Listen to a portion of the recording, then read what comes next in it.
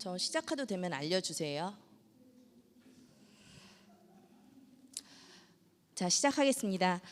안녕하십니까. 2022 지역신문 컨퍼런스에 참여해 주신 여러분 진심으로 환영합니다. 저는 일반 세션 2-2 환경보호와 지역 언론 세션의 사회를 맡은 지역신문발전위원회 김영은 전문위원입니다. 반갑습니다. 네, 온라인 생중계로 시청해 주시는 참가자 여러분께서는 유튜브 채팅창을 통해서 다양한 의견을 남겨주시기 바라고요. 발제에 관련한 질문 또한 질문이나 의견 이런 것들도 유튜브에 남겨주시면은 마지막에 이제 질의응답 시간에 저희가 발제자분들께 전달을 해서 그에 대한 답변이 이루어질 수 있도록 하겠습니다. 잘 아시다시피 좀 굉장히 국가적으로 어려운 시기에 이렇게 저희 지역신문 컨퍼런스가 벌써 15회째를 맞이해서 개최되고 있습니다. 그 어려운 여건임에도 불구하고 이렇게 저희 컨퍼런스를 위해서 많은 이런 의견이라든지 좋은 작품들 이렇게 출품해 주셔서 다시 한번 감사하다는 말씀 드리고요. 저희 일반 세션 2-2는 환경보호와 지역 언론이라는 그런 주제 하에 세 가지 작품이 이제 출품이 되었습니다. 한라일보의 강승준님께서 그레이트 리셋 제주환경 숲에서 출발하다, 그다음에 뉴스사천의 하병주님께서 남강댐에 맺힌 한 어떻게 풀 것인가, 그리고 해나무리 신문의 조아름님께서 내가 분리한 페트병 하나가 지구를 살려요라는 주제로 이제 발표를 해주시겠습니다. 발제자분들께서는요 발표 시간은 최대 22분 정도 드리겠습니다. 그 시간 좀 엄수를 해주시고요. 세 분의 발제를 연이어서 들은 다음에 마지막에 이제 저희가 모은 질문을 가지고 함께 토론을 하는 질의응답 시간을 갖도록 하겠습니다.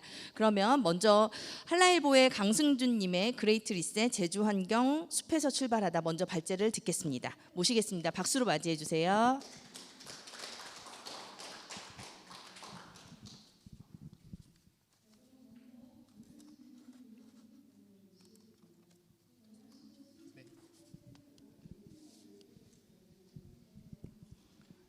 안녕하십니까. 2022 지역신문 컨퍼런스 우수 사례를 발표하게 된 한라일보 강승준입니다.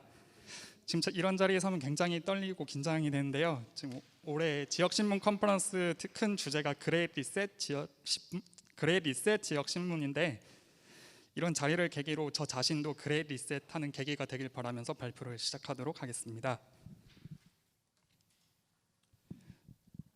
우선 각종 난개발로 위기에 처한 제주의 자연 환경을 지키기 위한 첫걸음은 숲에서부터라는 인식하에 그레이트 리셋 제주 환경 숲에서 출발하다라는 제목을 달아봤고요. 본 발표를 통해서 제주 환경을 지키기 위한 한라일보의 활동을 공유하고 지속적인 지역 공헌을 위해 앞으로 나아갈 방향을 제시해 보고자 합니다.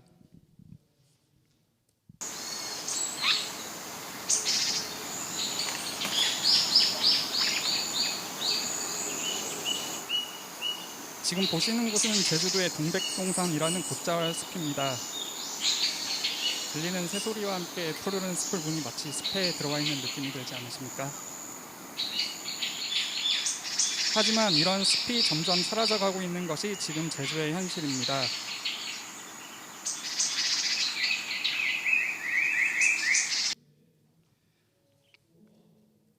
그럼 지금부터 발표를 시작하도록 하겠습니다. 목차는 다음과 같습니다. 지구 생태계와 제주의 실태를 파악해보고 이에 따른 한라일보의 활동과 성과 그리고 앞으로 나아갈 방향에 대해서 짚어보겠습니다.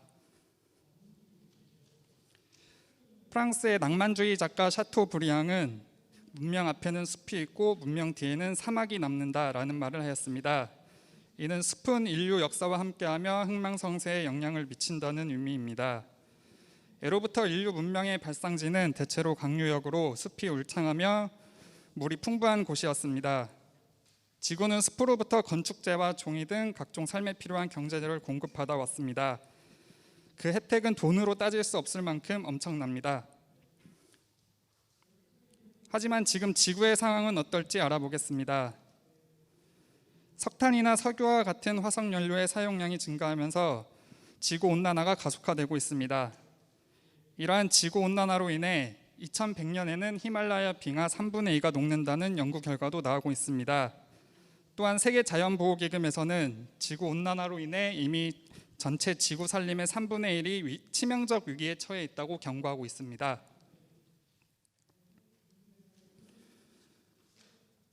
이처럼 지구온난화가 가속화되면서 세계 곳곳에서는 각종 자연재해가 발생하고 있습니다. 먼저 해수면 상승 문제입니다.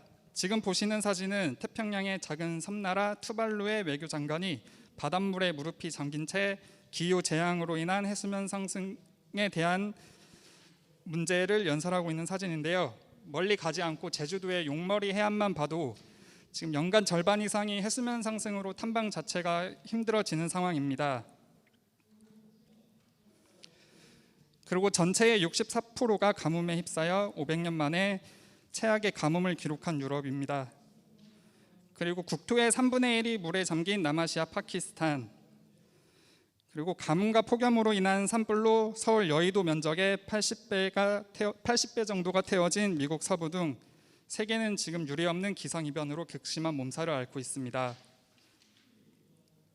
심지어 코로나19와 같은 바이러스의 감염도 지구온난화로 인한 환경 변화에서 비롯됐다고 주장하는 학자들도 나오고 있습니다. 그렇다면 이런 충격적인 기후 쇼크를 가져오는 주된 원인인 지구온난화를 해결할 수 있는 방법은 없는지 알아보겠습니다. 지구온난화 현상을 해결할 수 있는 가장 바람직한 방법은 숲을 늘리는 일이라 할 수 있겠습니다. 하지만 앞서 말씀드렸듯 지구 산림 전체의 3분의 1이 치명적 위기에 놓여 있다는 것은 더 이상 숲의 확장은 불가능하다는 의미로 볼 수 있습니다. 또한 현재 과학기술로는 이산화탄소 발생을 줄일 수 있는 방안도 없다고 합니다. 그래서 나온 방안이 탄소 중립입니다. 탄소 중립이란 배출하는 탄소량과 흡수 제거하는 탄소량을 같게 만들어 실질적인 탄소 배출량을 제로로 맞추는 것으로 우리나라 역시 2050년까지 탄소 중립을 달성하여 지구 평균 온도를 1.5도 이하로 낮추는 것을 목표로 하고 있습니다. 이처럼 전 세계에서는 탄소 중립을 실현시키기 위해 노력하고 있는데 지금 제주의 상황은 어떨지 알아보도록 하겠습니다. 지금 제주는 각종 개발로 인해 문제가 개발이 지속되면서 각종 문제가 나타나고 있습니다. 우선 2002년 건설교통부가 전국에서 가장 아름다운 도로로 선정한 비자림로가 도로 확장을 목적으로 공사가 이루어지고 있는데요. 그러면서 그 비자림로 주변의 숲들이 지금 훼손되고 있는 상황입니다. 그 숲에는 멸종위기종과 법정보호종 등 다양한 동식물이 살고 있는 것으로 알려져 있는데 이로 인한 환경 논란과 각 시민단체 등의 반발로 인해 지금 공사 중지와 재개가 반복되고 있는 상황이라 할 수 있겠습니다. 또한 제주 화산섬과 용암동굴이라는 명칭으로 한라산 성산일출봉과 함께 유네스코 세계자연유산으로 등재된 검은오름 용암동굴계와 제주의 허파라고 불리는 선을 곶자왈에 포함돼 있어 제주특별법에 의해서도 중점 관리되는 보전지역마저 무단 훼손되고 있는 상황입니다. 지금 보시는 곳은 지가를 상승시키고 각종 개발 행위를 할 목적으로 축구장 10배가 넘는 면적을 대상으로 토진에 자생하는 다양한 나무들을 제거한 것으로 알려져 충격을 주고 있는 지역입니다. 마지막으로 제주는 해발 370m 중산간 자락에도 아파트가 건설되는 등 산과 오름 주변으로 주택들이 줄지어 들어서고 있습니다. 그러면서 그곳에서 자생하던 나무와 풀, 삼터를 잃었던 곤충과 새 등이 자취를 감추고 있는 것이 현재 제주의 상황이라 할 수 있겠습니다.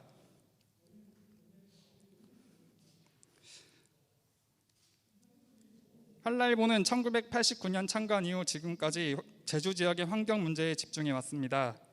지난 30년 동안 제주의 개발은 가속화됐고 환경은 날로 훼손됐습니다.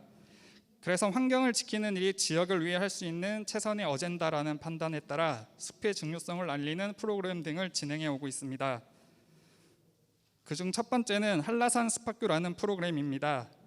이 프로그램은 2019년 시작하였으며 도내 초, 중, 고교생을 대상으로 한라산 둘레길, 자연휴양림 등 숲에서 진행되는 프로그램으로 숲길을 걸으며 각종 동식물과 제주의 자연 환경에 대해 알아보는 프로그램입니다. 이러한 교육을 통해 숲의 중요성을 이해하고 숲을 사랑하고 가꾸려는 인식을 심어주는 데 기여하고 있습니다. 두 번째는 제주3 글로벌 에코투어 프로그램입니다. 이 프로그램은 2017년 시작되었으며 지금까지 약 70회에 걸쳐 진행됐습니다. 생물권 보전지역, 세계 지질공원, 세계 자연유산 등재 등 유네스코 자연과학 분야 3관왕을 보유한 제주의 속사를 들여다보는 트레일로 하천과 계곡, 숲 공간 등을 이용해 하루 6시간 이상 걷는 프로그램입니다.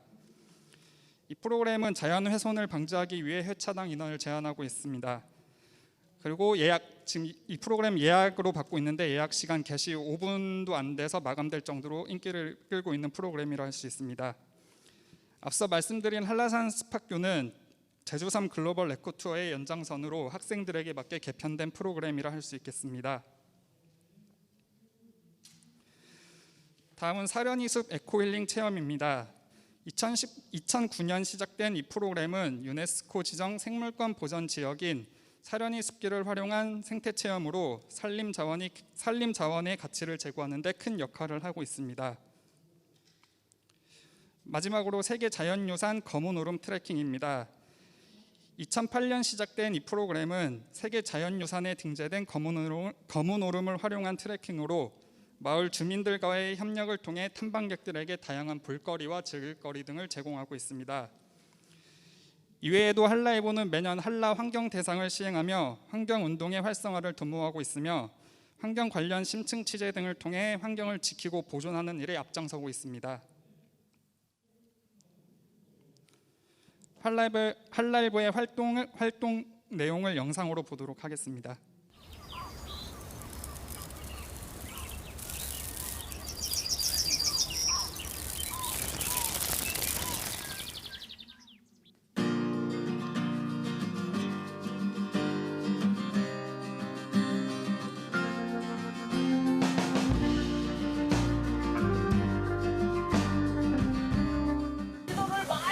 있어요? 아니요. 선생님들 보조하고 좀 맞춰줘서 무사히 젊은 희영님까지 넘어갈 수 있도록 건강하게 다치지 않고.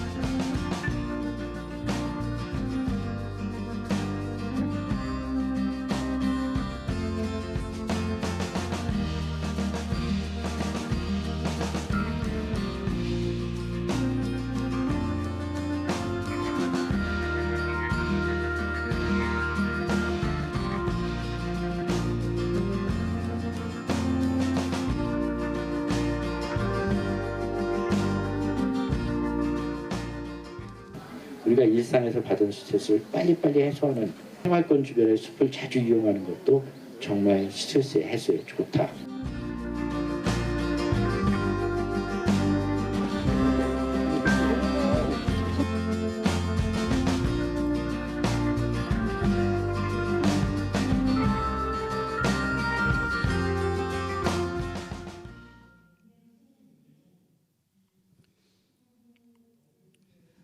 네, 다음은 이러한 한라이브의 활동을 통한 성과는 무엇인지 알아보도록 하겠습니다. 첫 번째로 학생들의 환경 보전 인식 함양에 기여하고 있습니다.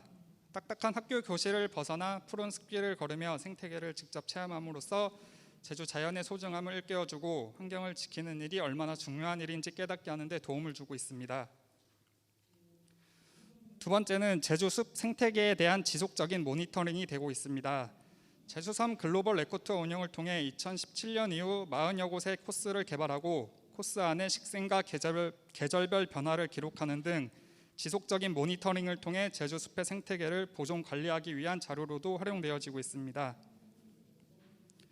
마지막으로 힐링과 치유를 위한 기회를 제공하고 있습니다. 숲을 활용한 다양한 행사를 통해 숲의 최대 장점인 피톤치드를 맞으며 몸과 마음을 힐링하고 참여자들의 심신 안정 및 자연 치유 효과를 증대시킬 수 있었습니다. 현재 전 세계에서는 각종 개발 등으로 인한 자연 훼손 가속화로 지구 온난화를 포함한 다양한 문제가 발생하고 있습니다. 이러한 기후 변화 과정에서 코로나19 바이러스가 발생하였고 지구 온난화 현상이 극심해질 경우 코로나19보다 더한 바이러스가 발생할 가능성이 존재하며 이는 곧 문명의 위기와 직결된다고 할 수 있겠습니다. 지난 2년여간 온 세상을 어지럽혔던 코로나19는 줄곧 그레이트 리셋의 중요성을 암시해 왔습니다. 이는 곧 개발을 멈추고 자연을 지키라는 경고이기도 합니다. 기후위기는 더 이상 가정이 아닙니다. 관측일의 가장이라는 표현이 기상청의 보도자료마다 반복되고 있으며 각종 자연재해로 인해 사망하고 있는 사람의 숫자도 계속해서 증가하고 있습니다. 기후위기에 대응하고자 하는 움직임은 이제 미래 세대를 위한 것이 아니라 우리 세대를 위해 필요한 것일지도 모릅니다. 코로나19를 계기로 전 세계 대다수 시민들은 경제 회복 과정에서 기후 변화 문제를 중점적으로 다루고 더 나은 미래로의 전환을 요구하는 움직임, 즉 그레이트 리셋이 확산되고 있습니다. 더 나은 미래로의 전환 방안 중 하나로 전 세계에서 탄소 중립을 위한 노력이 계속되고 있습니다. 이러한 과정 속에서 한라일보는 탄소 중립 실천을 위해 대표적인 탄소 흡수원으로 주목받고 있는 숲의 중요성을 강조하며 다양한 활동을 해오고 있습니다. 사람과 자연이 행복한 제주, 지난 7월 출범한 오영훈 제주도정이 꿈꾸는 제주 비전입니다. 이 꿈을 실현시키기 위해서는 제주의 숲을 우선 지켜야 합니다. 개발의 유혹에서 한 걸음 물러서야 탄소 중립에 조금이라도 다가설 수 있을 것입니다. 그리고 사람과 자연이 함께 행복한 제주를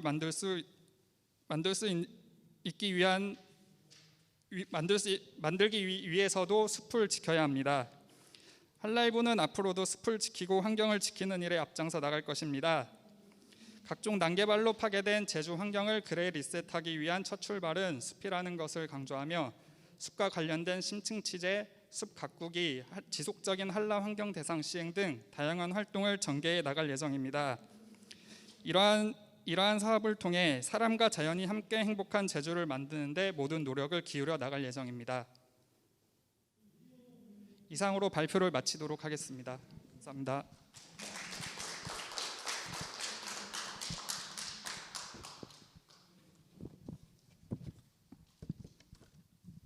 네, 저희 세션의 첫 번째 발표를 우리 한라일보에서 강승준님께서 그레이트 리셋 제주환경 숲에서 출발하다라는 주제로 발표를 해주셨고요. 사실 제주도는 대한민국 전 국민이 사랑하는 그런 풍부한 자연환경이 있는 곳이고, 사실 저희가 관광객으로만, 그러니까 타지 사람들은 관광객으로만 많이 갔었었는데 이렇게 심각한 위기가 있는지를 몰랐었는데 이번 기회를 통해서 좀 잘 알게 된 것 같습니다. 그 한라일보가 지역을 위해서 할 수 있는 가장 최고의 지금 최선의 아젠다가 그 어떤 아젠다보다도 이제 환경이라는 것을 이제 말씀을 해주셨고요. 그래서 이제 이러한 제주 환경을 다시 한번 리셋시키는데, 그리고 저희 오늘 컨퍼런스와 맞는 주제인 것 같기도 합니다. 그런 것이 바로 파괴된 제주 환경을 회복하는 것이다라는 그런 말씀을 해주셨고요. 그렇게 하기 위해서 다양한 활동들 크게 4가지를 말씀을 해주셨고, 그에 따른 여러 가지 성과들을 함께 공유를 해주셨습니다.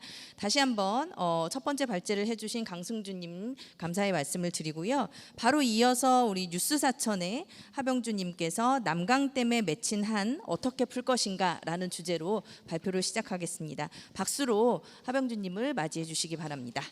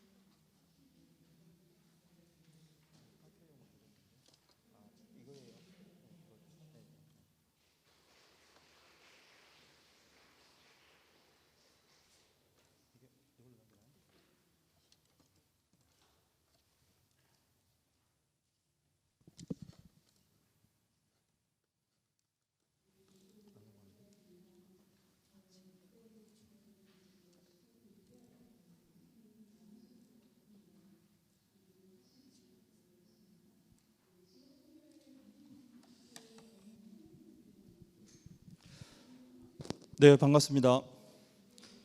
남강댐에 맺힌 한 어떻게 풀 것인가라는 주제로 보도 및 편집 분야에서 사례 발표를 하게 된 뉴스사천 발행인 하병주입니다. 네, 저희가 지금 하고 있는 세션이 환경보호와 지역 언론이라는 주제를 갖고 있는데요. 저희가 다룰 이 남강댐에 맺힌 한 어떻게 풀 것인가라는 것은 환경 문제가 사회 문제 또는 도시 문제로 바뀌어서 심각한 부정의 문제를 낳고 있음을 고발하는 내용입니다.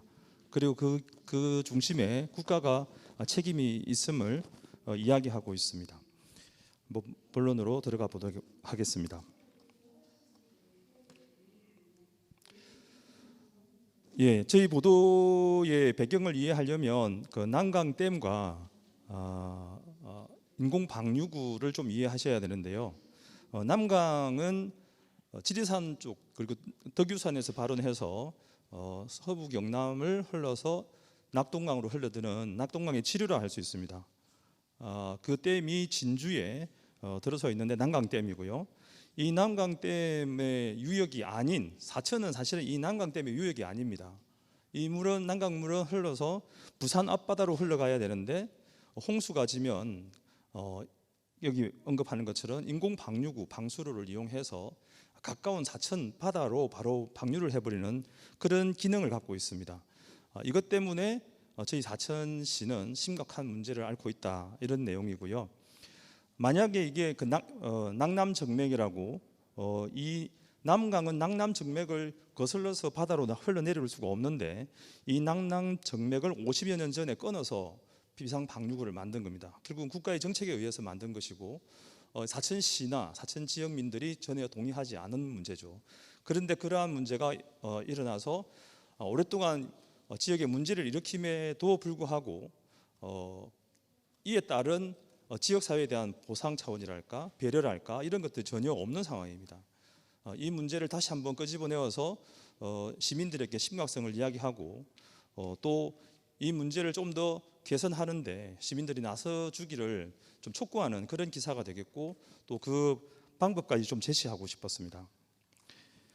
또 하나 문제는 이게 기존에 50여 년간 이루어진 형태로 그대로 또 가는 것이 아니라 기상이변이나 이런 급격한 홍수의 규모가 커지면서 앞으로 4천만 쪽으로 큰 비가 내리면 앞으로 물을 더 내려보낼 거야라고 하고 있기 때문입니다. 그러면서 시설을 이제 방류구죠. 물구멍을 훨씬 더 키우겠다 이런 게 정부의 의지고 그것을 계속 사천시에 받아들일 것을 압박하고 있습니다. 이 문제의 부당성을 또 지적하고 싶었습니다.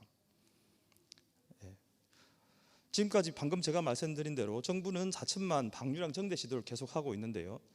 남강댐 재개발 사업, 남강댐 홍수 배제 및 용수 공급 능력 증대 사업, 그리고 최근에는 남강댐 안정성 강화 사업 이렇게 다양한 이름으로 바뀌고 있으면서 내용은 같습니다. 계속 사천 쪽으로 방류량을 더 늘려야 된다. 남강 본류는 그럼 남강 본류는 왜 안 늘리냐? 안 늘립니다. 늘린다고 하더라도 아주 소량이기 때문에 크게 미미한 것이고요. 그 배경은 이렇게 보시면 되겠죠. 남강의 하류 지역, 남강 본류의 하류 지역은 진주시, 가까운 곳은 진주시, 그리고 멀리는 김해시, 창원시, 김해시, 부산시 이렇게 많은 인구가 살고 있고 그쪽으로 그 물을 그대로 흘려보내서는 심각한 홍수 피해가 일어날 것이기 때문에 인구 10만 정도밖에 안 되는 사천 지역으로 물을 빼버림으로써 여기에는 어쩔 수 없는 희생이 따르더라도 더 큰 지역에 큰 피해를 막겠다라고 하는 뜻이 담겨 있는 것 같습니다. 문제는 그러한 과정에서 희생을 안게 되는 사천시, 사천 시민들에게는 이렇다 할 보상이나 또 지원이나 이런 것들이 이루어지지 않고 있다는 겁니다. 이 오래된 문제를 다시 한번 끄집어내어서 세상에 알리겠다라고 하는 의지로 기획 보도를 하게 됐습니다. 지금 보시는 사진이 바로 이 산이 이렇게 가려서 물이 못 내려가야 됩니다. 그런데 이걸 끊었죠. 끊어서 저 멀리 보이는 쪽은 이제 사천 바다를 향하게 되는 것입니다. 그리고 이쪽은 방류구 사진이 되겠습니다.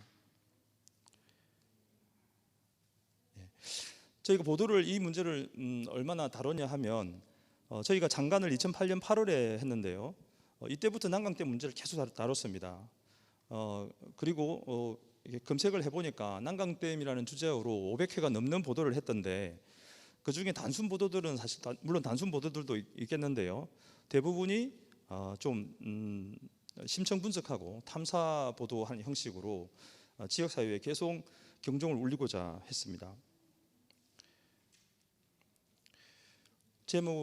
기사 제목을 보시면 어떤 기사들을 써왔구나라고 하는 걸 알게 될 것입니다.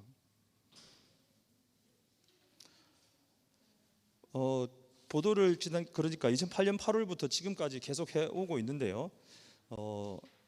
이걸 기간을 이렇게 구분해서 나눠 보니까 한 5개 정도로 주제별로 나눌 수가 있을 것 같더라고요. 큰 의미는 없지만 이렇게 한 5개의 기간으로 나눠 봤습니다.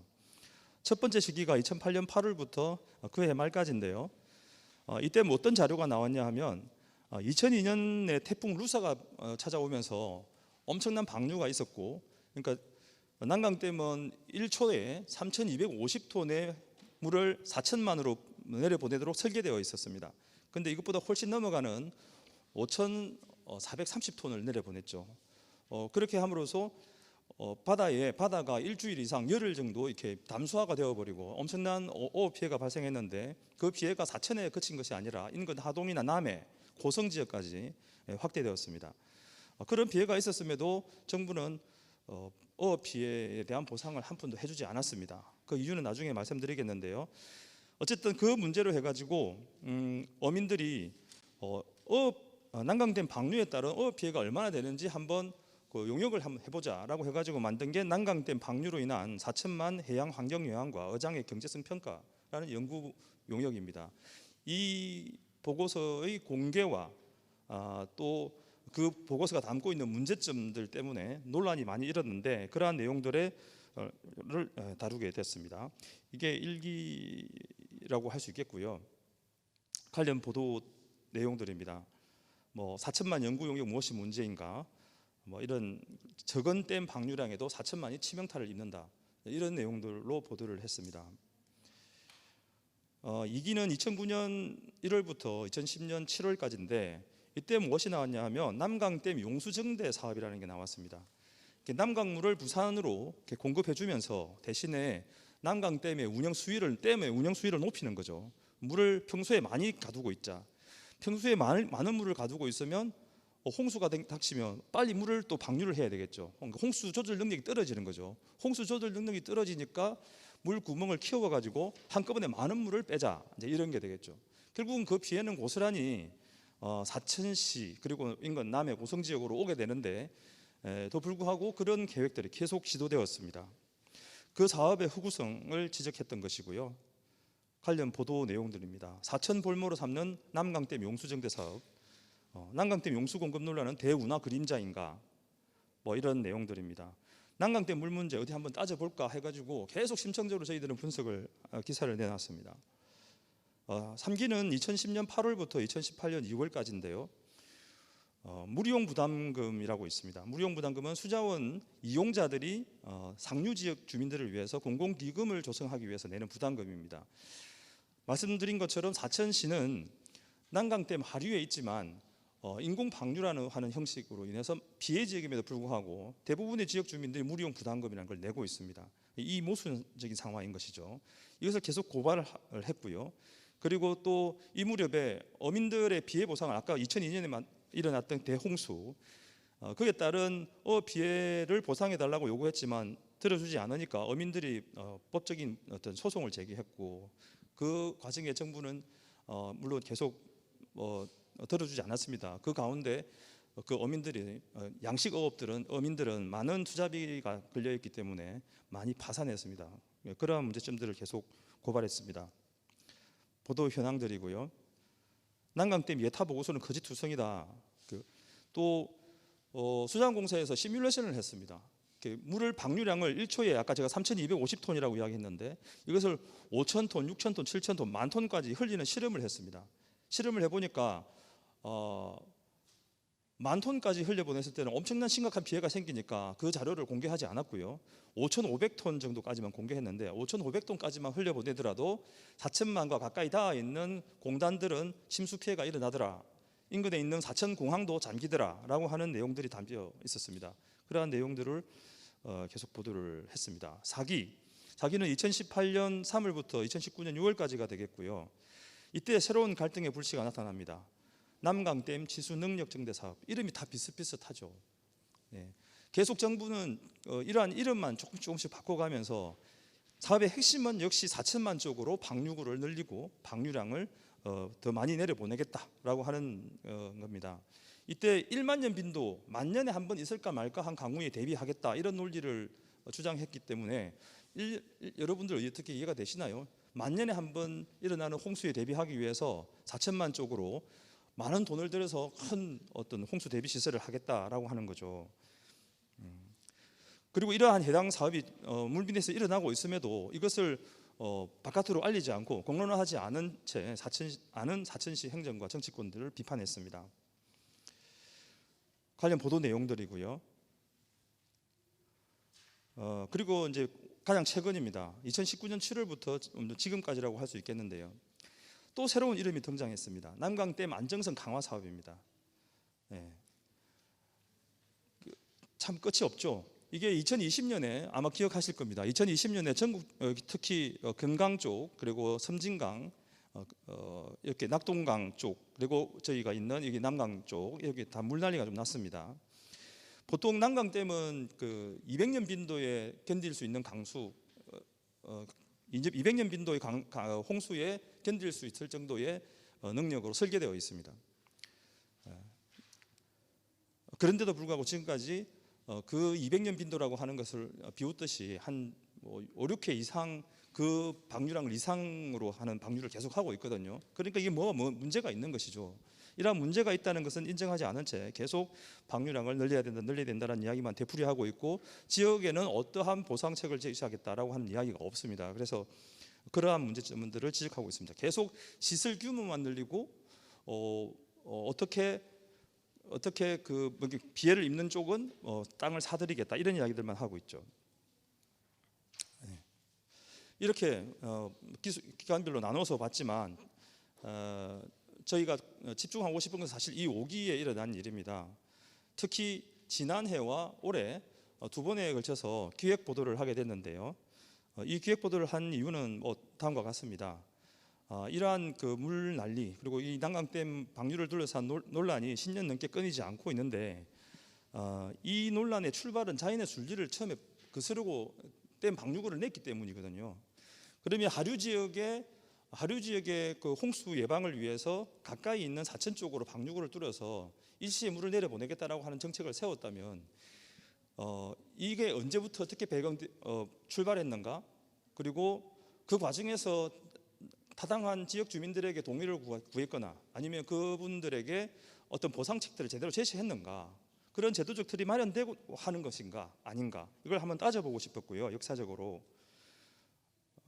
그리고 이러한 논란이 계속 되다 보니까 저희 같은 언론은 이 문제에 대한 심각성을 계속 느끼고 있는데 지역 주민들은 점점 이제 무뎌져 가는 거죠.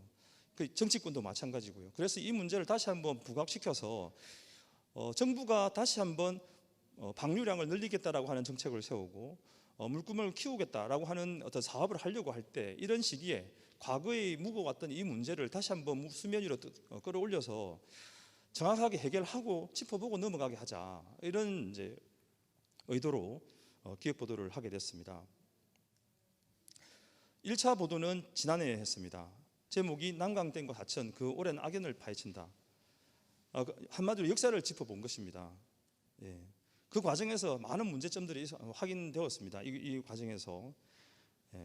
그리고 이제 궁극에는 이렇게 문제점만 지적할 것이 아니라 새로운 대책을 정부를 향해서 당당하게 요구해야 된다. 그리고 정부도 정부 정책을 펴 나가야 되고 그 반면에 사천 시민들도 살 방법을 모색해 달라라고 하는 내용이 담겨 있습니다.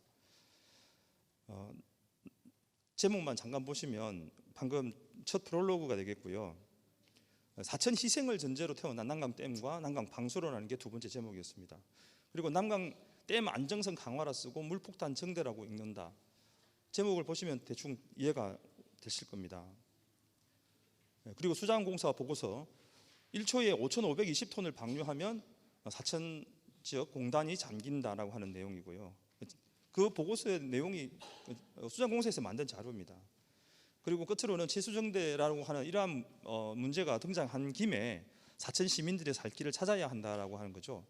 왜냐하면 더 큰 홍수가 발생하면 앞으로 지금까지 일어난 홍수보다 더 큰 홍수가 발생하더라도 결국은 정부는 물을 난강 본류보다는 사천만 쪽으로 흘려보낼 것이기 때문에 그러면 아무런 대책 없이 계속 이 물폭탄을 맞을 수밖에 없는 운명에 처해 있는 것입니다. 사천시 입장에서는. 이러한 점을 이제 고발했고 극복하고자 했던 것입니다. 보도했던 내용입니다. 2차 기획 보도는 올해 이루어졌습니다. 지역신문발전위원회 기획취재 지원 사업을 도움받았고요. 제목은 난강댐 4천만 방류에 정부 책임을 묻다입니다. 총 4회 보도를 했는데 말씀드린 것처럼 이러한 문제를 일으킨 게 정부기 때문에, 국가기 때문에 마땅히 그 문제점을 해결하는 것도 국가가 나서서 해결해야 된다라고 하는 거죠. 이 점을 이야기하기 위해서 이런 내용으로 보도를 했습니다. 방패장 유치 경주시에 국가는 무엇을 약속했나? 방패장은 방사능 폐기물 처리장이죠. 이게 그 원전 발전을 하는 순간 꼭 있을 수밖에 없는 시설입니다. 어딘가는 있어야 되는데 과거에 엄청난 사회적 갈등, 국민적 갈등을 겪은 끝에 경주시로 가게 됐는데 대신에 정부는 경주시에 이 혐오 시설을 넣는 대신에 많은 재정을 쏟아부었습니다. 그리고 인제군 사례를 소개했습니다. 인제군이 종합장묘센터를 조성하면서 이게 자기 군에도 꼭 필요했던 것이죠. 그런데 이걸 받아줄 마을이 없는 것이죠. 그래서 마을 주민들을 심각한 논란을 빚은 끝에 남전 1이라는 마을에 이 시설을 넣게 되는데 대신에 이 남전 1위에는 여러 가지 지원 정책을 펴게 됩니다. 그래서 아주 산골 시골 마을인데 주민들이 그 이후로 많이 늘어나는, 오히려 살기 좋은 마을이 되었다라고 하는 갈등과 반전이라는 제조를 한번 잡았었고요. 포항 지진은 다 아시겠지만 이게 지열 발전소 짓는 과정에서 이렇게 일어났다라고 결론이 났죠. 이 관리를 잘못한 정부 책임이 있기 때문에 정부가 책임을 져야 된다. 그래서 진상조사와 지원을 위한 특별법이 만들어졌습니다. 제가 이것을 소개한 이유는 난강댐 역시 국가가 정책적으로 도입한 것이기 때문에 이 난강댐 문제를 해결하기 위해서도 정부는 특별법을 제정해야 된다라고 하는 이야기를 하고 싶었습니다. 이런 방식으로 보도를 했습니다.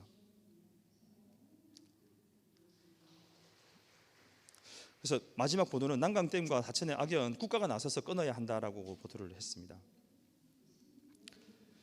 보도 성과를 간단히 말씀드리겠습니다. 이게 부끄럽지만 몇 가지 적어봤습니다. 그 난강댐 문제 대응을 지역 의제로 다시 한번 끌어올렸습니다. 저희가 이 보도를 계속 시리즈로 하면서 그래서 지역민들이 다시 한번 이 문제에 그냥 이미 다 끝난 문제 아닌가? 아주 사실은 자포자기하고 있었는데 지역민들이 관심을 가져줬습니다. 이런 칼럼도 쓰고 기사도 쓰고 하면서 했고요. 두 번째는 워낙 이렇게 오랫동안 하다 보니까 난강댐 문제만 있으면 저희한테 자문을 구하거나 이렇게 정보를 이렇게 요구하고 물어보고 했습니다. 그래서 은연중에 난강댐 전문가가 우리 뉴사천이 되었다라고 하는 점이고요. 각종 세미나, 교육 이런 것들이 진행됐습니다. 그리고 공공기관에는 감시자 역할을 좀 어느 정도 했다라고 하는 게 저희들 평가인데 각종 정부 사업 계획안이 나올 때마다 자료를 꼼꼼히 분석해서 그 허와 실을 정리했고요.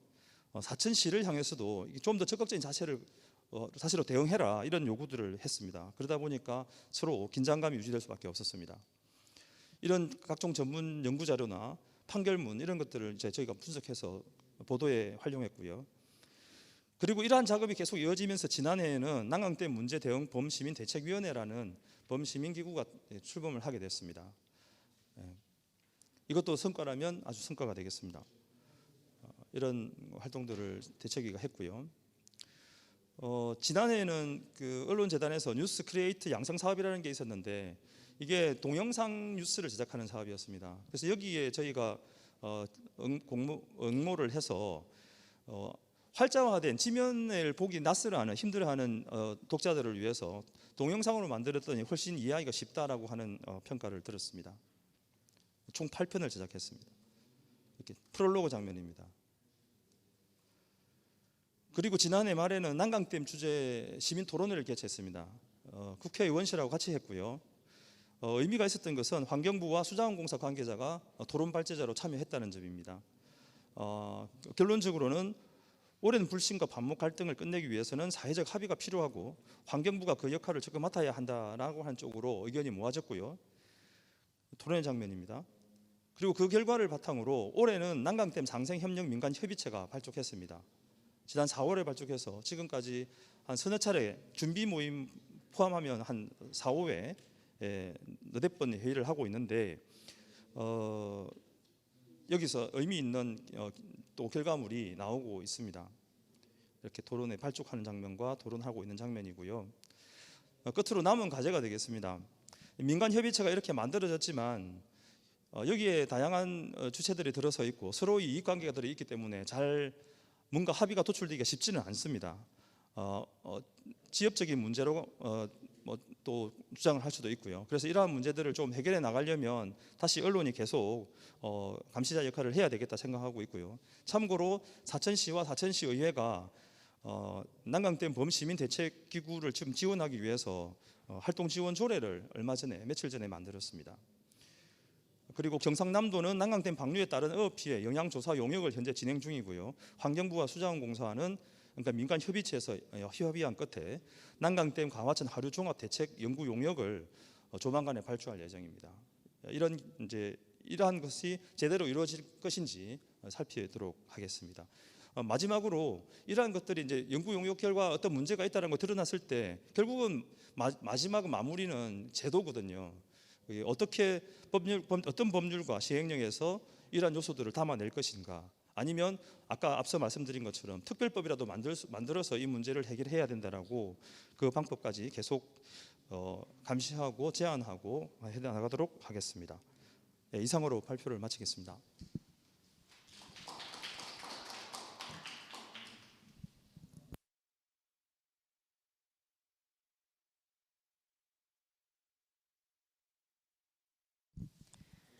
네, 두 번째 발표 뉴스사천에서 남강댐에 맺힌 한 어떻게 풀 것인가. 발표를 들어보니 말 그대로 정말 그 사천 시민에게는 한이 맺힐 만한 그런 존재인 것 같습니다. 이 뉴스사천에서 지금 발표를 들어보니까 50년 전에 결정된 남강댐 관련 정책을 끊임없이 2008년부터 현재까지 횟수로는 15년이나 되거든요. 이렇게 끊임없이 지속적인 관심과 그것을 결과물로 보도로 만들어가지고 지역 주민에게 알려주는 것뿐만이 아니라 그와 관련된 성과까지 이제 읽어내신 점이 정말 엄청난 업적, 이것 자체만으로도 일단 엄청난 업적이라고 생각이 들고요. 앞으로 남은 여러 가지 특별법 혹은 조례 제정 그리고 여러 가지 연구 용역의 결과가 실효화되는 점까지가 정말 더 앞으로 남은 더 중요한 과제인 것 같습니다. 그 부분에 있어서 어떤 언론사보다도 우리 뉴스사천에서 더 큰 힘을 실어 주실 거라고 믿고 응원의 박수를 드리겠습니다. 자, 두 번째 발표해 주신 우리 뉴스사천의 하병준님께 다시 한번 감사의 말씀을 드리고요. 박수 부탁드리겠습니다. 네. 이번 세션의 이제 마지막 발표로요. 해남 우리신문의 조아름님께서 내가 분리배출한 페트병 하나가 지구를 살려요라는 주제를 가지고 발표를 해주시겠습니다. 조아름님을 박수로 맞이해 주시기 바랍니다.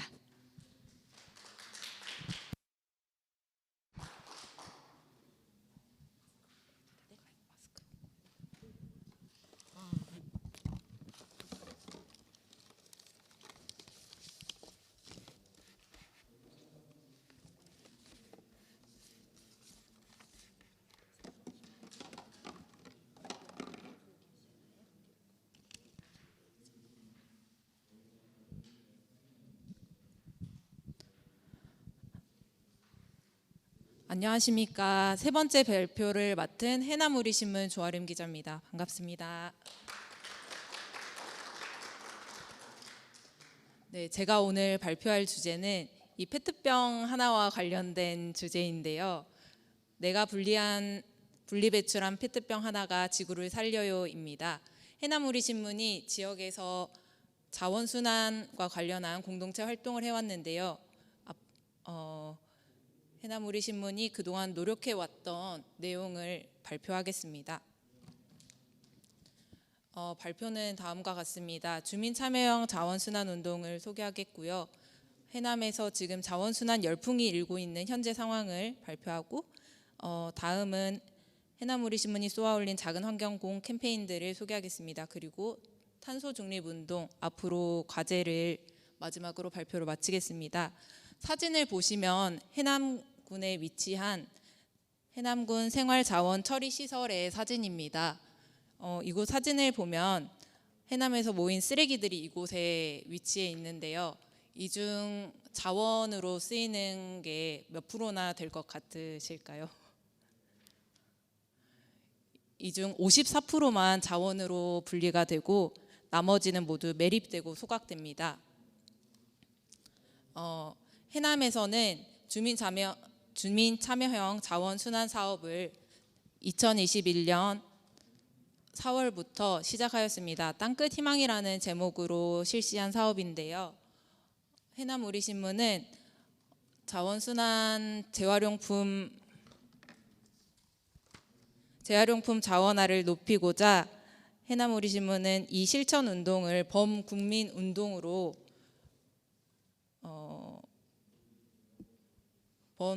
운동으로 전개하고자 기획 기사를 진행해 왔습니다. 너무 떨려서 죄송합니다.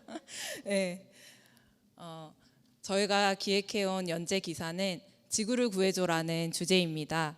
해남에서 자원순환 운동으로 참여하고 계시는 국민들을 주에 한 번씩 소개하는 기사인데요. 지난 2021년 4월부터 주민 참여형 자원순환 운동을 함께하며 신문에 보도를 해왔습니다. 이에 앞서서 사내에서 먼저 주민 참여형 자원순환 운동을 실시해 보았는데요. 거리에 버려진 자원들을 저희가 직접 주워와서 분리배출 방법을 터득하고 또 각 일회 매월 1회 직원들이 직접 가정에서 가져와서 재활용품을 분리배출하였습니다. 저희가 이제 분리배출 방법을 스스로 익히고 국민들을 만나면서 어떻게 하면은 자원순환율을 높일 수 있는지 지면에 그동안 소개를 해왔습니다. 저희가 그동안 보도해왔던 기사인데요. 지구를 구해줘 기사를 그동안 43건 정도 보도를 했습니다. 신문을 자세히 살펴보면 다문화 가족들도 참여를 하고 있는데요. 해남에서 가장 적극적으로 참여하고 있는 다문화 가정은 베트남과 일본 여성들이에요. 그래서 다른 지역에서 이제 이주를 다시 또 해오시면은 그 가정들에게 소개를 해주고 어떻게 하면 분리 배출을 할 수 있는지 그런 방법들을 자체적으로 서로 소개를 하고 있더라고요. 그리고 오른쪽 기사를 보면은 타 지역에서 대학을 다니고 있는 대학생입니다. 이 학생이 꼭 엄마가 말리는데도 해남에 올 때마다 가방에 꽉꽉 채워서 물병을 가져와요. 그래서 자기 대학교에서 버릴 수도 있지만 그 자원을 해남에 가지고 오면 돈이 되기 때문에 이 학생도 집에 내려올 때마다 물병을 모아오고 있습니다. 이처럼 주민 참여형 기사를 지난 1년 반 동안 저희가 보도를 했는데요. 그동안 자원순환에 관심을 갖게 된 주민들이 굉장히 많이 늘었습니다. 현재는 1,540명이 자원순환 운동을 함께 참여하고 있고요. 기사를 보고 새롭게 시작하시는 분들도 굉장히 많이 늘었습니다. 사진을 보시면은 페트병, 우유곽, 배달 용기 등등 가정에서 실천할 수 있는 것들을 많이 실천하고 계십니다. 제가 이 보도를 하면서 취재원들을 굉장히 많이 만났는데요. 대부분 지극히 굉장히 평범한 일반인들입니다. 이분들을 만나기 전에 좀 여쭤보면은 이런 것도 기사가 되냐고 이야기를 많이 하세요. 내가 그냥 쓰레기를 분리 배출을 하는 건데 이것도 신문에 나와도 되냐는 이야기를 많이 하십니다. 근데 만나 뵀을 때 내가 지역에 굉장히 의미 있는 일을 하고 있고 우리 미래 세대들을 위해서 가치 있는 일을 하고 있다는 그 자긍심과 자부심이 굉장한 분들이 많았습니다. 그래서 신문에 보도를 하다 보니 이런 게 지역 신문의 역할이지 않을까 생각을 하게 되었습니다. 공동체성을 높이고 지역 주민들을 독려하면서 발전적인 사회를 만들어가는 게 저희 해남 우리신문의 역할이라고 생각합니다. 저희가 처음에는 이 페트병에 굉장히 관심을 가지고 분리배출 기사를 많이 썼습니다. 누구나 쉽게 참여할 수 있고 라벨만 제거하면은 이게 하나에 10원이거든요. 그래서 10개 모으면 100원, 100개 모으면 1,000원이에요. 그래서 굉장히 쉽게 참여할 수 있어서 이거를 독려해 왔는데 이게 전체 쓰레기 양에서는 일부밖에 차지하지 않기 때문에 그렇다면 우리가 분리배출률을 높이려면 어떻게 할 수 있을까 고민을 했고 가정 배출 쓰레기 중에 가장 많은 비중을 차지하는 게 비닐이었습니다. 제가 또 비닐을 해남에서 가져왔는데요. 이렇게 보시면 마스크 껍질, 커피, 뭐 차 이런 것도 다 생활 비닐입니다. 근데 이것도 다 오염되지 않고 그냥 분리만 하면 되는 것들이거든요. 그래서 이게 전체 쓰레기 중에 50%를 차지하기 때문에 해남군에 저희는 이 비닐 쓰레기에 좀 집중을 해달라고 요청을 하였습니다. 그래서 2022년 1월부터 이 폐비닐 수거도 함께 하고 있습니다. 현재 해남군에서는 1kg에 150원씩 유가 보상을 하고 있습니다. 그래서 저희가 참여형 기사를 보도하고 나니 분리배출, 비닐 분리배출도 굉장히 많이 늘었습니다. 이제 저희가 쓰레기에 관한 이야기를 많이 했는데 과연 이 분리배출로 얼마나 환경에 영향을 줄 수 있을까라는 사실 원론적인 생각에 도달하게 되었습니다. 이런 일회용품을 분리배출하는 것보다 아예 사용하지 않으면 그게 더 지역 환경에 좋은 방향이지 않을까라는 생각을 하게 되었고 그렇다면 우리가 일회용품을 줄이거나 사용하지 않는 운동을 한번 제안해 보자는 이야기로 도달하게 되었습니다. 그래서 먼저 해남우리신문은 저희 회사 안에서 일회용품을 없앴습니다. 회사에서 사용하던 종이컵도 없애고 수저 젓가락 뭐 그런 것도 다 없앴고요. 그리고 일회용품으로 배달되는 식사도 모두 끊게 되었습니다. 대신에 그릇으로 배달하는 곳들을 신문에 소개하기로 결정하였습니다. 그동안 지구를 구해줘라는 주제로 기사를 보도하였는데 일회용품 지구가 아파요라는 제목으로 전환하여서 해남에서 일회용품을 사용하지 않고 그릇으로 배달하는 식당들을 발굴해서 소개하고 있습니다. 실제로 해남에서 이렇게 사례들을 살펴보면은 일회용품 용기값이 너무 비싸서 사용하지 않고 계시는 분들도 계셨고 또 내가 한 요리가 일회용품 용기에 담기면 음식의 맛이 떨어지기 때문에 그릇 배달을 고수하고 있다는 분도 계시고 그냥 해왔던 일이니까 그릇에 배달한다고 이렇게 이야기하시는 분들도 계셨습니다. 저희가 일회용품을 안 쓰는 곳들을 소개했고 또 일회용품 없는 캠핑, 일회용품 없는 휴양림 등 이러한 캠페인성 기사들을 계속해서 보도하고 있습니다. 그리고 해남우리신문이 쏘아올린 작은 환경공 중에 가장 큰 성과를 꼽아보자면 올해 해남군청이 일회용품 없는 탄소 중립 청사가 되었습니다. 그동안 해남군청에서는 일회용품을 누구나 손쉽게 사용할 수 있었는데요. 지난 9월 1일부터 해남군에서는 모든 일회용품 사용이 불가하게 되었습니다. 저희 신문사에서 정책을 제안을 했고요.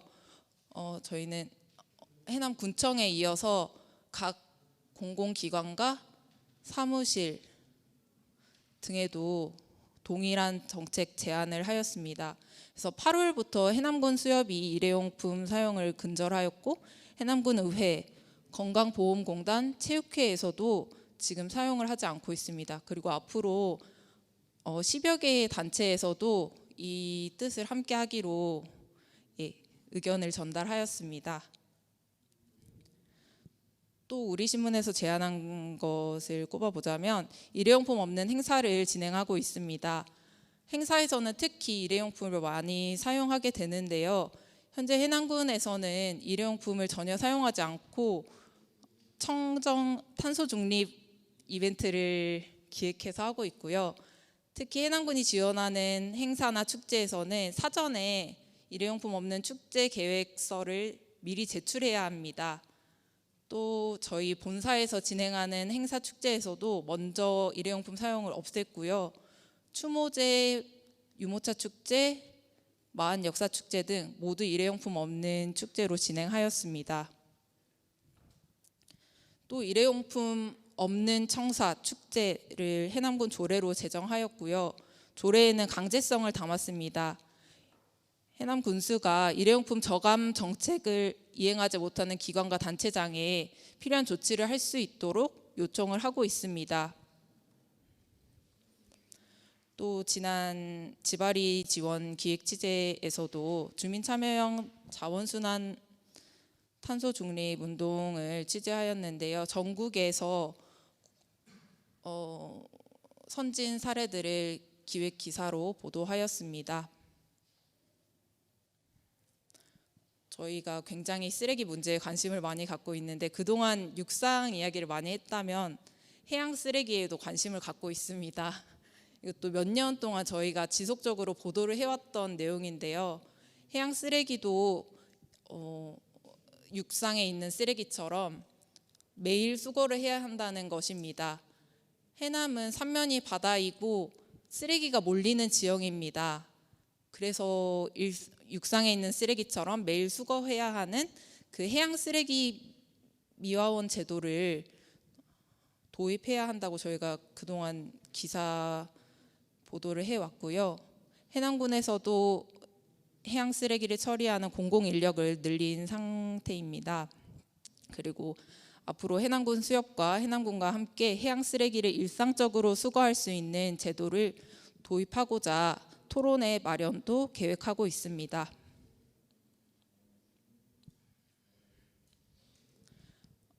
해남우리신문은 올해 탄소 중립 운동을 가장 큰 과제로 꼽았는데요.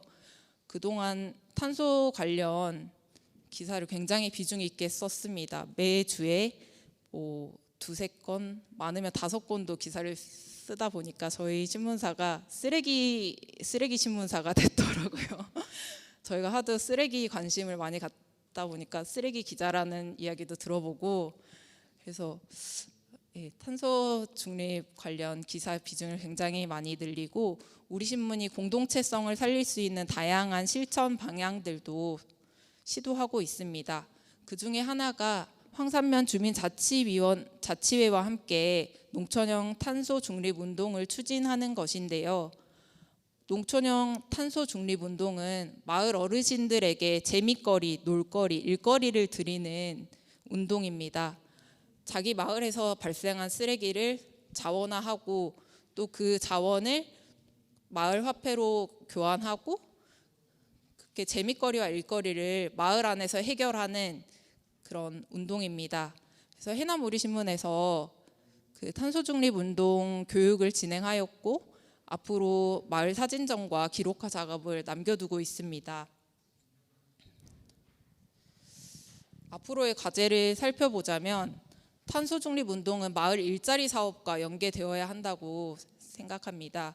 해남우리신문은 탄소 중립 정책이 노인 일자리 사업과 공공근로 사업과 결합되어야 한다고 지속적으로 제안해 왔습니다. 지난 6월에 출마한 지방 동시선거 출마자들에게도 이 내용을 공약으로 제안을 드렸고 대부분이 이 공약을 채택하였습니다. 그래서 해남군은 올해 노인 일자리 사업을 탄소 중립 운동과 결합하여서 수익형 일자리를 만들어 보겠다고 이야기를 하였고 내년도에 이를 반영하겠다는 계획입니다. 또 저희가 지바리 기획 취재를 하면서 재활용품 정거장, 일자리 창출 등 해남군에 다양한 제안을 하였습니다. 그래서 내년도에 이제 사업에 반영할 예정이지만 앞으로 저희 신문의 역할은 이 내용이 실제로 현실화가 잘 될 수 있도록 저희가 독려하고 또 제안하고 계속해서 보도해 나가야겠다는 생각을 합니다. 이상으로 발표 마치겠습니다. 감사합니다.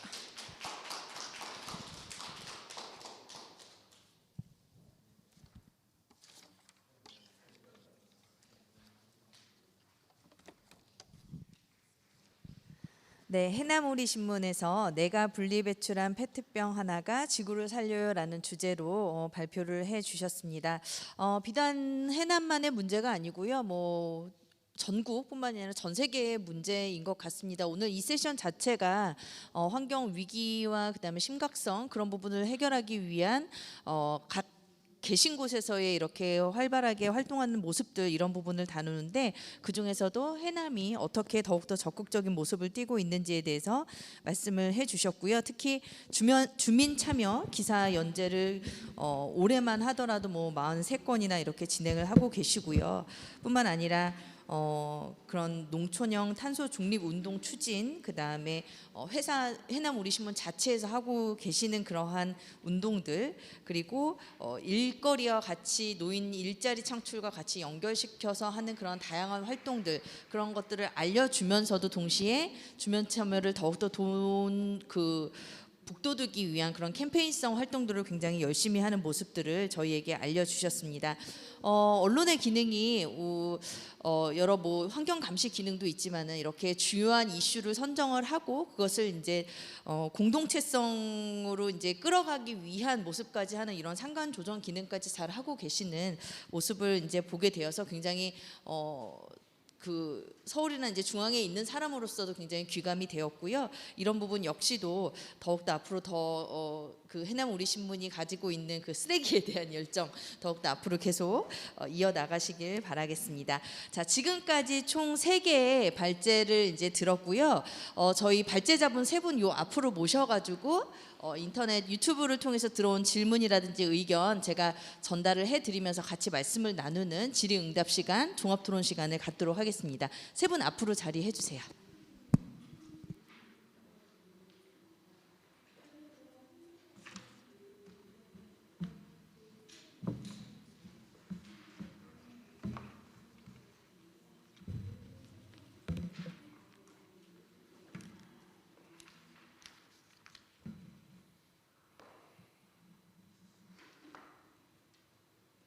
네, 지금부터 세계 발제에 대한 온라인상에서 주셨던 질문 먼저 드리고요. 그리고 그것에 대한 답변을 갖는 시간을 갖겠습니다. 먼저 첫 번째로 발제해 주신 우리 한라일보 강승준 님께 이제 질문이 왔는데요. 크게 2가지 질문이 있습니다.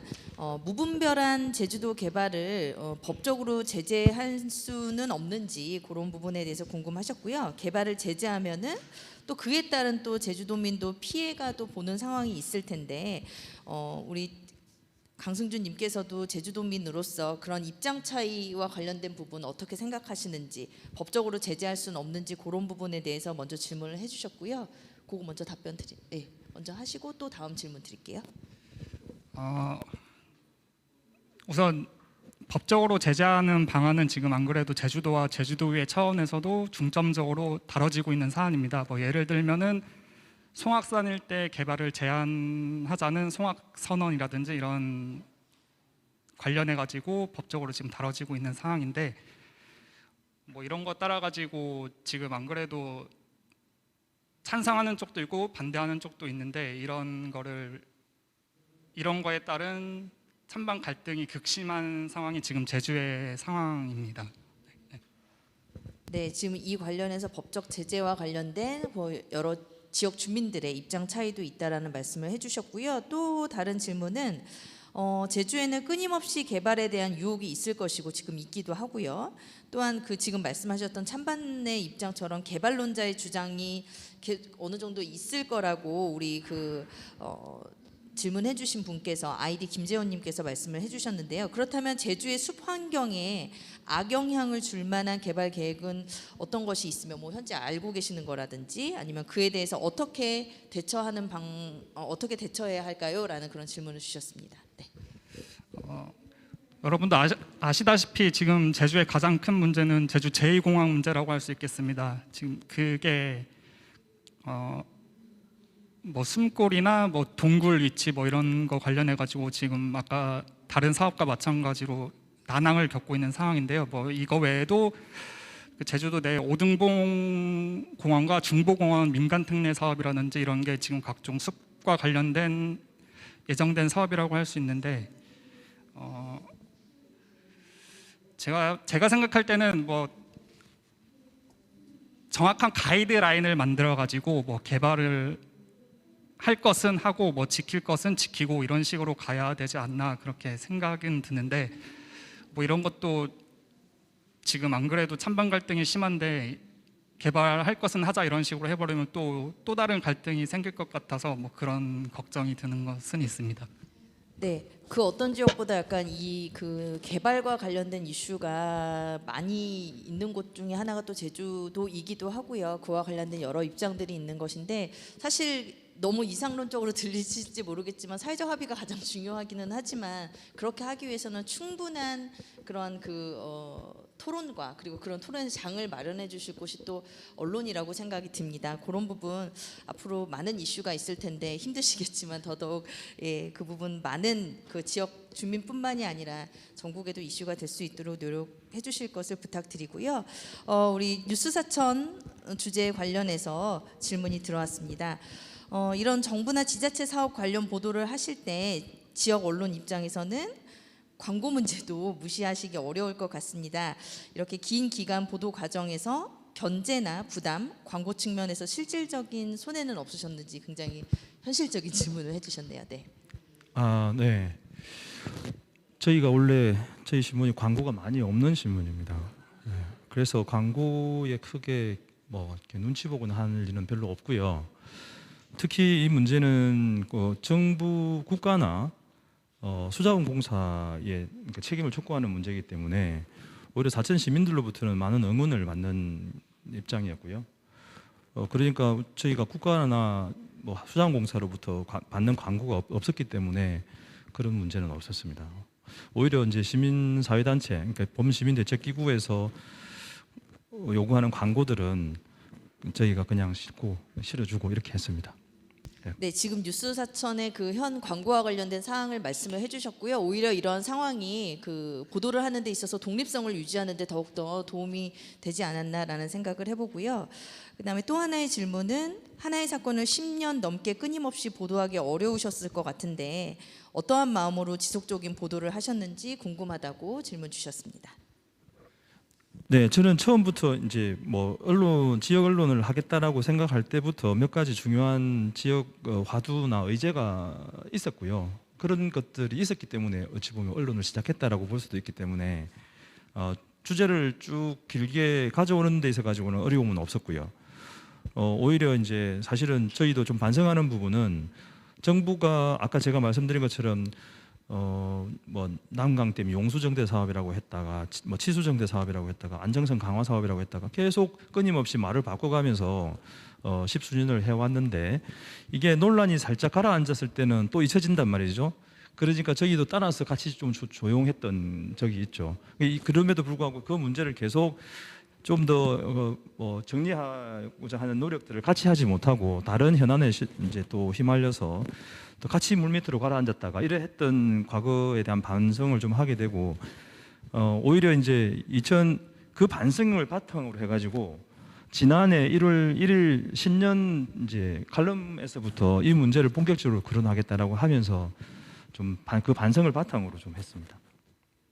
네, 오히려 그러한 그 어려운 점보다는 오히려 그렇게 잊혀졌던 부분에 대한 다시 성찰을 하셨고요. 그 부분을 다시 이제 이슈화 시키고 지역민들도 이제 그 부분에 대해서 좀 잊어가고 있는 모습에 대해서 다시 한번 알려주는 그런 역할을 하시게 되어서 이런 부분에 대해서 좀 어려운 점은 그게 그렇게 크게 없었고 오히려 반성의 의미로 계속 지속적인 보도를 하셨다라는 말씀을 해주셨습니다.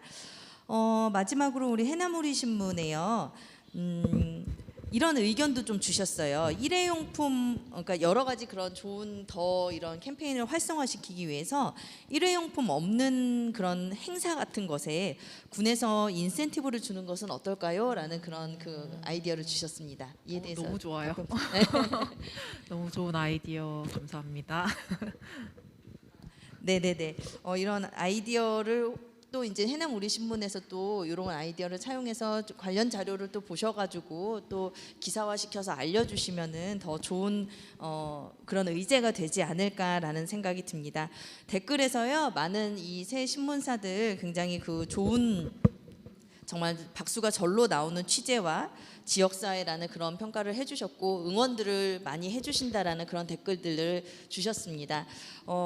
환경이라고 하는 것이 굉장히 정말 우리 현 세대에도 중요하지만은 후속 세대에게도 굉장히 중요한 이슈이고요.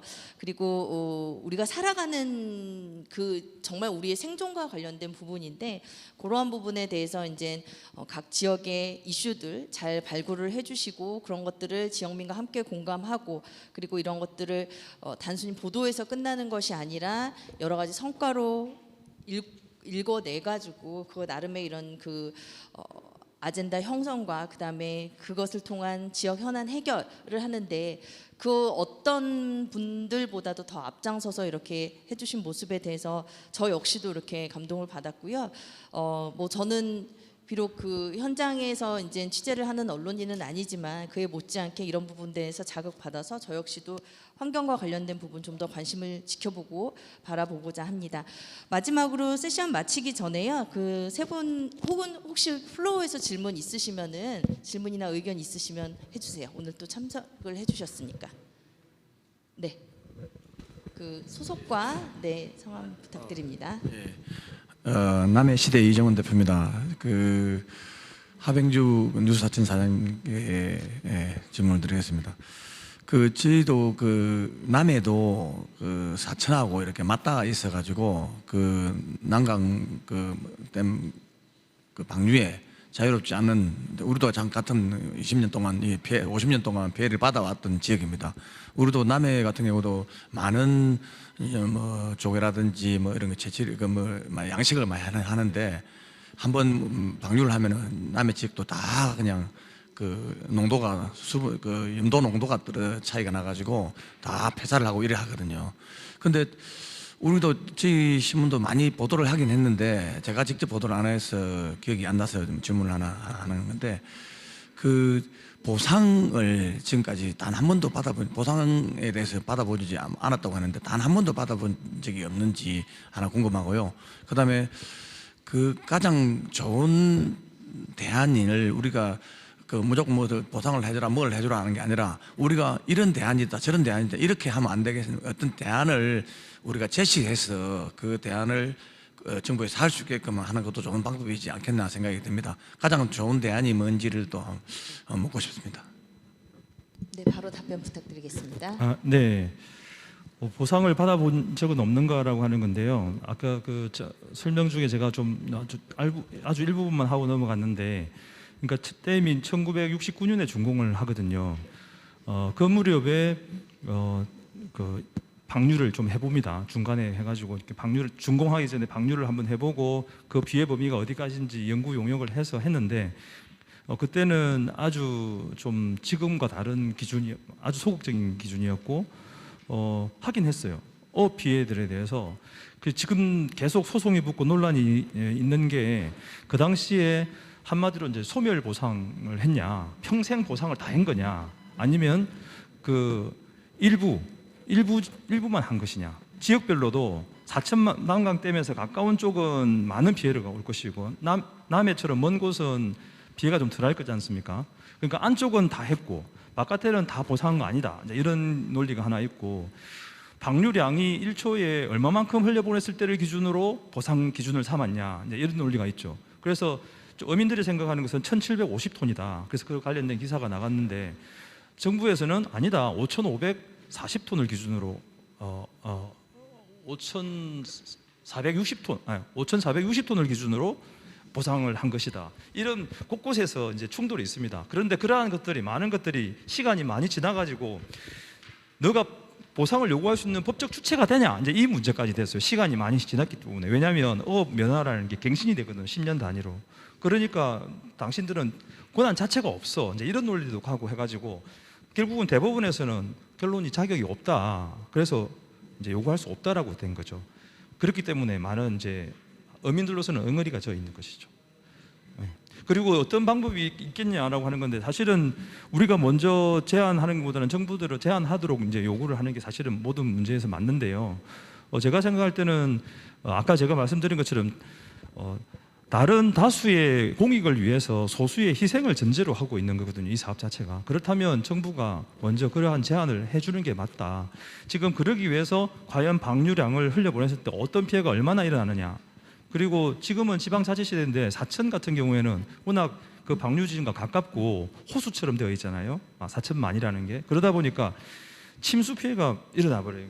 수위 상승이 올라가 버려요. 그러면 도심이 다 잠기는 이런 문제가 생기거든요.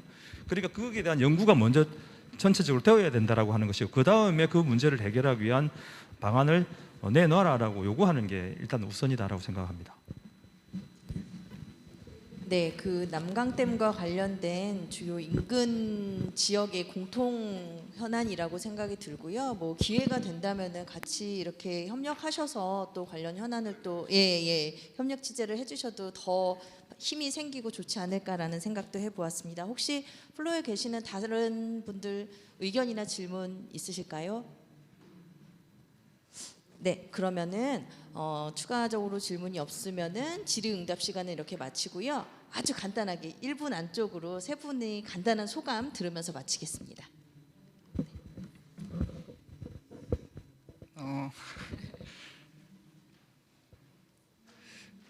굉장히 아직도 떨리는데요. 일단은 저희가 환경을 위해서 제주도에서도 환경 대표 신문이다라는 말을 많이 듣고 있습니다. 그래서 앞으로도 환경을 지키는 일에 무한 노력을 해나가겠습니다. 감사합니다. 네. 일단 난강댐 문제에 10여 년간 주목하고 다뤄왔는데 뭐 이것을 우리 지역 내부에서뿐만 아니라 이렇게 전국적인 행사에서 저희 지역의 사례를 소개할 수 있게 됐다는데 뭐 뜻이 있다고 하겠고요. 들어주셔서 감사합니다. 그리고 기회가 된다면 비슷한 문제가 있는 지역이 있다면 같이 이렇게 또 연구를 해 나갔으면 좋겠습니다.